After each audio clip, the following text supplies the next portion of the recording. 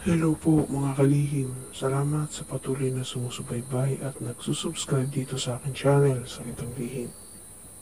Welcome po sa mga bagong viewers at mga bumabalik. Welcome back po.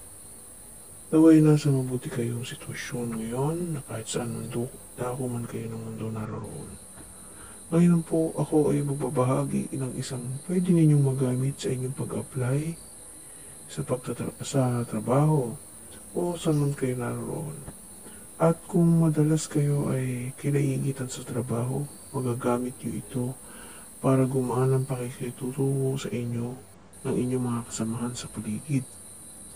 Sa negosyo, panghatak po ito at pang-akit o magiging silbing isang magnet para sa customer. Maging sa panliligaw ay pwede nyo po itong magamit kung nais ninyo na kayo ay kagiliwan ng inyong nililigawan o nagugustuhan.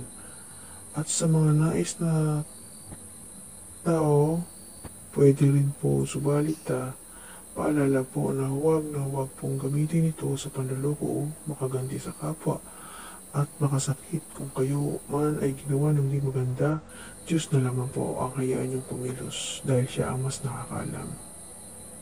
Ang munting kahon na ito ay maaari mo niyong magamit o idagdag sa inyong panggagamot kagaya ng pilay, sakit ng tiyan, sakit ng ulo, kagat ng langgam o bubuyog. Ibabad po lamang sa maliit na mapasaging na bote o garapon na may takip at lagyan ng langis o langis na gawa sa nyog na magsisilbing ito magiging ipapahid ninyo sa mga kagat na o masasakit na parte ng katawan. Mas mainam kung ikaw ay may tanging na medalyon na Trespico.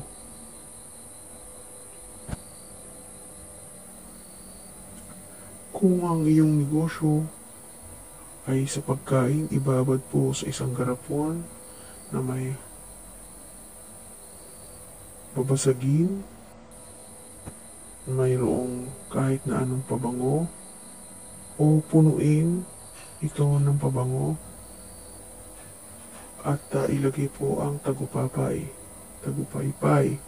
at huwag basta gamitin, ibabad muna po ito ng 24 o 48 na oras at iwisik sa entrance ng inyong restaurant.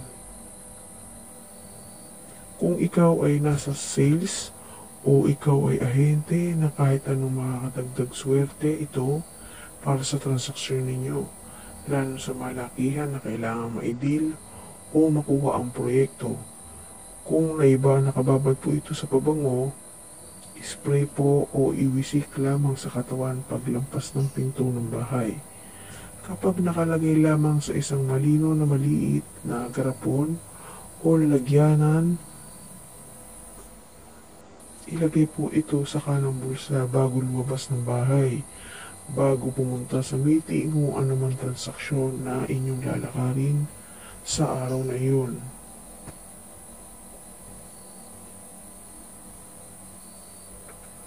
At kung hindi pa po kayo nakasubscribe dito sa aking channel, subscribe na po kayo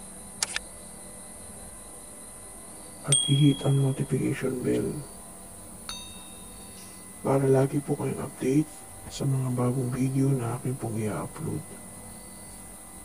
Maraming salamat po. Hanggang sa muli mga kalihim.